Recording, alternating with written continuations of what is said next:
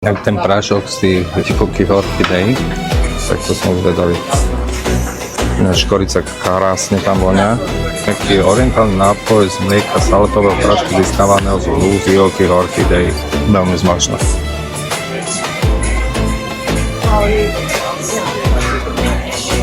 Neviem, mi to evokuje, keby som ťavie mlieko pil, ale ja som ešte v živote nepil. Sa to až bojím.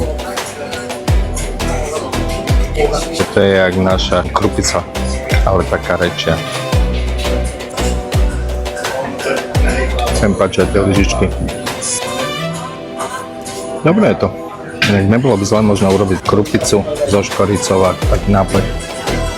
On má takú špecifickú chuť. Je to veľmi zvláštne. Neviem to k ničomu prirovnať. Ale je to fajn. Je to niečo také iné. Ale má z toho zalepenú pusu.